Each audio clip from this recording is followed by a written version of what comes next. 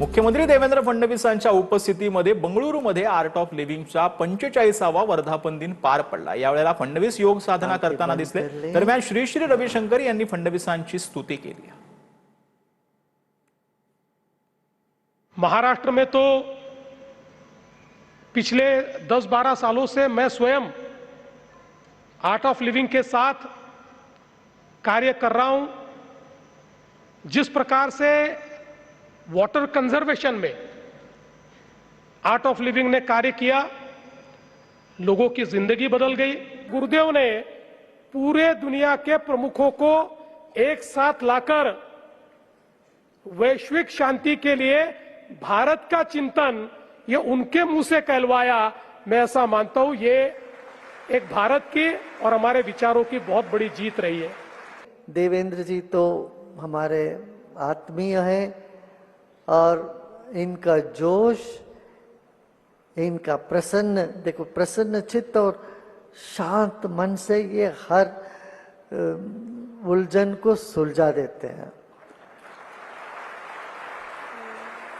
और शिवाजी महाराज के जो जन्मभूमि है और उनका राष्ट्र है महाराष्ट्र में, तो चुनौतियों की कमी नहीं होती।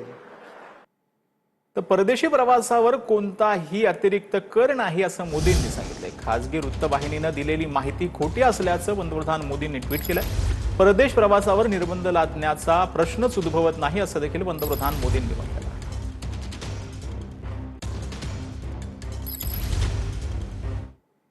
तर मंत्री चंद्रशेखर बावनकुळेंचा अमरावती जिल्ह्यातील हेलिकॉप्टर दौरा रद्द करण्यात आलाय। बावनकुळे आता हेलिकॉप्टरऐवजी नागपूरवरून दर्यापूरवरून अमरावती असा कारण प्रवास करणार आहे।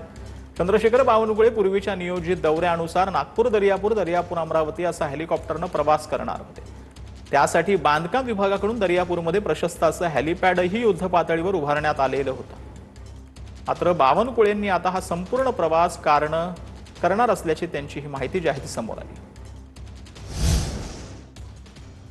तर पंतप्रधान मोदींच्या आवाहनानंतर मुंबई पालिकेच्या डिजिटलकडे कल पाहायला मिळतोय। शक्य तितक्या ऑनलाईन बैठका घेण्याचे मुंबई महापालिका आयुक्तांचे निर्देश आहेत। महत्त्वाच्या आणि अपरिहार्य बैठका ज्या आहेत त्या प्रत्यक्ष होणार आहेत। अधिकारी कर्मचाऱ्यांना खासगी वाहनांचा वापर करण्याच्या सूचना ज्या आहेत त्या देण्यात आलेल्या आहेत।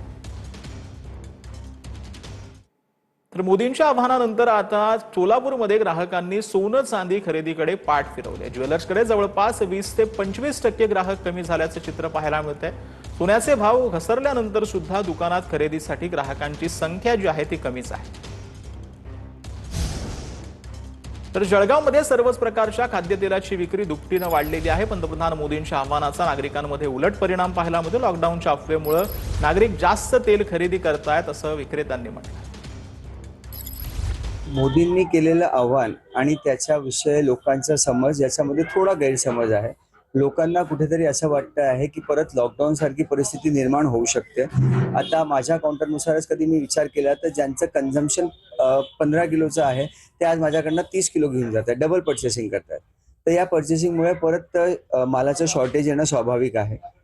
म्हणून मला तरी वाटतं त्यांच्या सांगितलेल्या वस्तूंना त्यांनी नीटनेटकं समजून की त्यांनी हे सांगितलं आहे की कमीत कमी आपलं चलन बाहेर जाईल याच्यावर दृष्टिकोन दिलेला आहे त्यांनी।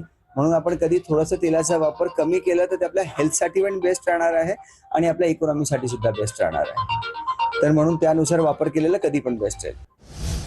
तर नवी मुंबईच्या बाजार समितीमध्ये खाद्यतेलाच्या किमतीत मोठी वाढ झाली आहे। सोयाबीन, सूर्यफूल आणि पाम तेलाच्या किमतीमध्ये सातत्याने वाढ झाली आहे। येत्या काही दिवसांमध्ये खाद्यतेलाची आणखी दरवाढ होण्याची शक्यता आहे। दरवाढीमुळे किरकोळ विक्रेत्यांनाही वाढीव दराने माल खरेदी करण्याची वेळ आली।